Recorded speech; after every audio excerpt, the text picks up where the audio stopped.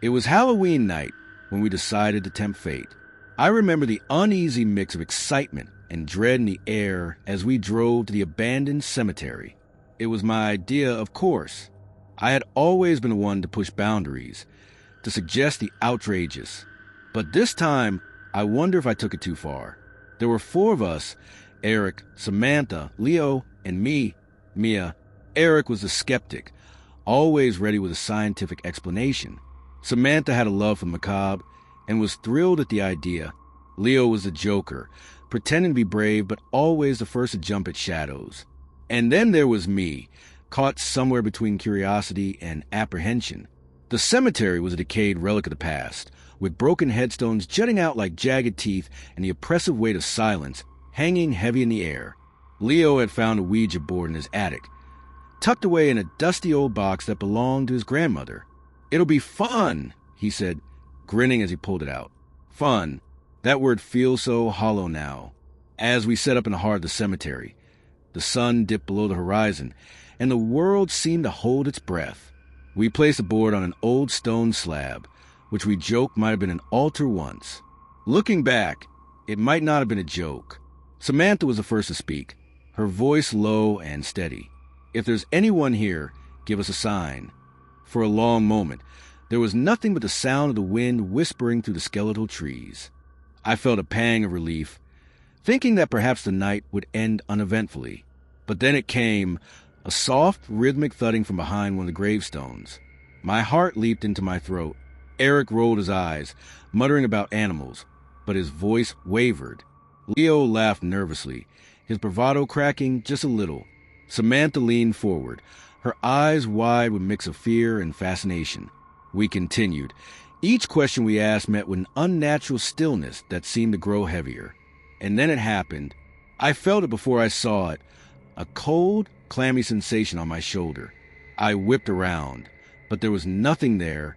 The others stared at me, their faces pale. Leo pointed wordlessly, and I followed his gaze to my shoulder. A handprint, pale and translucent, slowly faded from view. Panic took hold.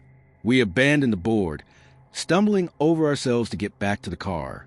The cemetery seemed to close in around us, the shadows stretching and twisting in ways they shouldn't.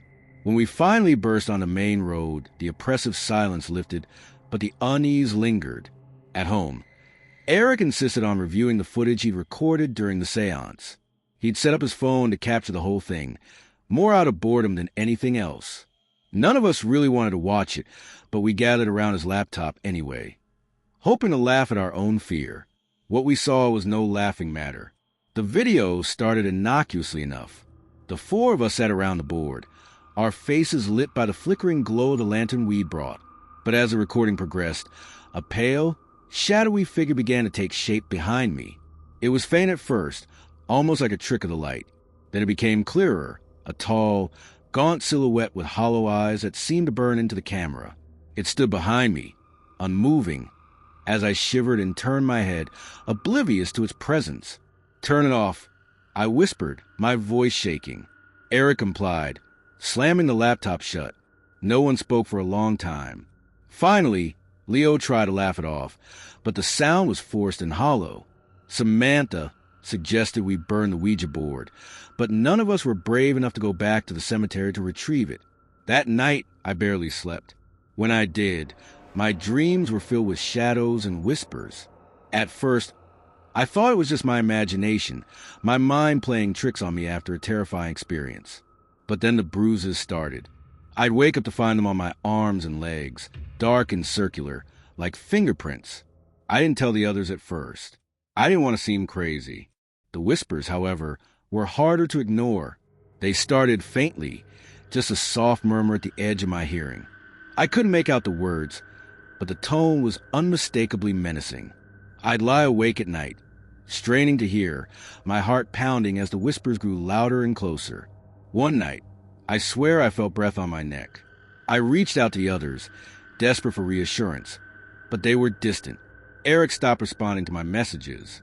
Samantha's enthusiasm for the paranormal had evaporated, replaced by a palpable fear. Leo, who had once been the life of the group, seemed haunted, his jokes replaced by a grim silence. I was alone. The isolation only made things worse. The bruises multiplied, spreading like some sinister disease. My nights became a torment of whispers and shadows, and my days were a blur of exhaustion and paranoia. I tried everything. Salt circles, prayers, even consulting an online forum about hauntings. Nothing worked.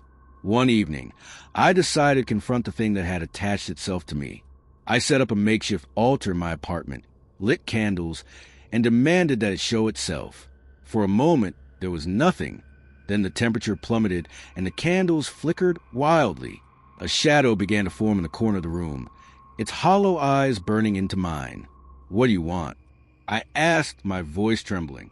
The whispers erupted into a cacophony, and I fell to my knees, clutching my head. The shadow moved closer, and I felt a pressure on my chest, like an invisible weight pinning me down. In that moment, I knew it didn't want anything. It just wanted to torment me. The next morning, I packed my things and left the apartment. I've been staying with my parents ever since, but the whispers followed me. I've stopped sleeping altogether. The others refused to talk about that night, and I can't blame them. Whatever we unleash in that cemetery, it's far from over. And now, as I sit here writing this, I can feel it watching me. The air is cold, and the whispers have started again. If you're reading this, take my advice. Leave the dead alone. Some things are better left undisturbed. The ritual of the forgotten chapel. It started as a joke, a dare thrown out amidst the laughter and thrill of discovery. My name is Lydia, and I've always had a penchant for the mysterious, a curiosity that my history major only seemed to deepen. That's what led me to the derelict church in the middle of nowhere, a forgotten relic of a bygone era nestled deep within the woods. We were on a class trip, a routine exploration of historical sites in the region. The church wasn't part of the itinerary. We stumbled upon it entirely by accident when our bus driver got lost on a narrow forest road. The professor, intrigued by the discovery, allowed us a brief detour. The building loomed ahead, its once pristine walls now weathered and crumbling. Ivy clung to its facade like skeletal fingers, and the stained glass windows, though cracked and dulled, still retained a haunting beauty. It was impossible not to feel the weight of time pressing down upon the place. "It's just an old church," I said, brushing off the sense of unease creeping up my spine. Inside, the air was heavy, thick with dust and the scent of mildew. The altar stood intact, its wood polished smooth by years of use long forgotten. Scattered around were relics, a chalice, a tattered Bible, and, oddly enough, a leather-bound book that caught my eye. Its cover was embossed with strange symbols, the kind that immediately piqued my interest. I picked it up, the leather cool against my skin, and flipped through its pages. The text was handwritten, the ink faded but legible. Rituals, incantations, instructions for summoning something, though what it didn't specify. My classmates circled around me as I read aloud from the book. "What do you think this is? Some kind of witchcraft?" "Only one way to find out," someone teased. "Go on, Lydia. Summon a ghost." I laughed, shaking my head, but the challenge was irresistible. I've always loved a good thrill, and besides, it was just a silly ritual. What harm could it do? I cleared my throat and began to chant the words written on the page. My voice echoed through the hollow space, filling every corner of the chapel.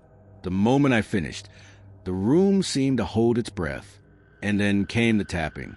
It started faint, like the hesitant knock of a visitor at the door, but soon grew louder, more insistent. The sound echoed from the stained glass windows, rhythmic and deliberate. We exchanged uneasy glances, nervous laughter bubbling up to mask our discomfort. "Must be the wind," someone muttered.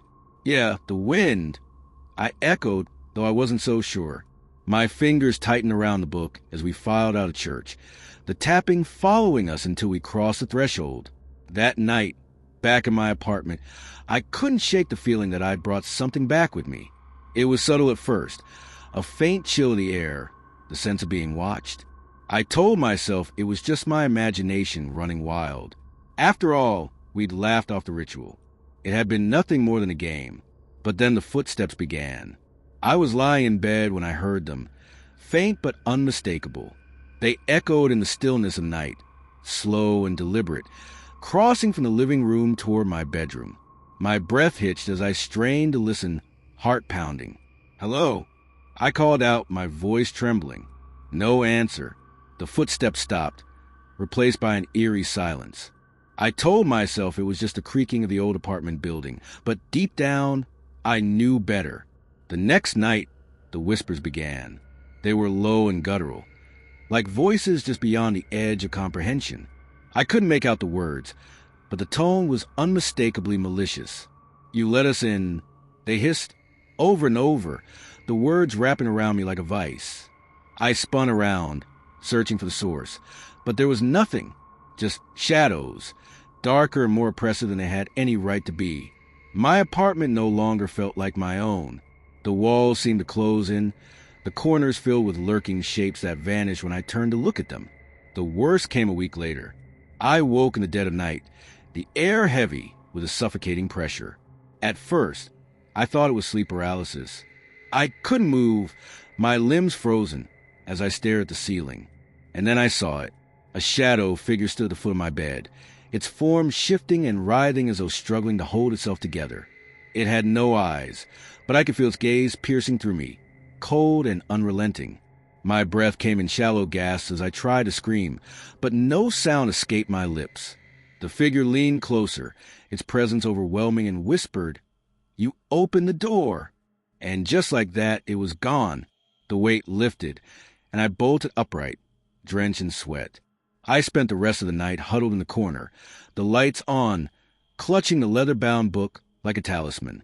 I wanted to destroy it, to rid myself of whatever I'd unleashed, but something stopped me. It was as though the book wouldn't let me go. Over the following weeks, the hauntings grew worse. Objects moved on their own, doors slammed shut without warning, and the whispers became a constant presence. My friends noticed a change in me, the dark circles under my eyes, the jumpiness, but I couldn't tell them the truth. How could I explain that I brought something back from that cursed church? And then, one day, I was gone. My friends found my apartment empty, the book lying open on the floor. They remembered the tapping, the warning we'd ignored, and realized too late what it had meant. Now, they say the spirits of the church haunt anyone foolish enough to disturb their rest. I am one of them, trapped in the shadows, waiting for the next curious soul to open the door that should never be opened. Some doors, once opened, can never be closed.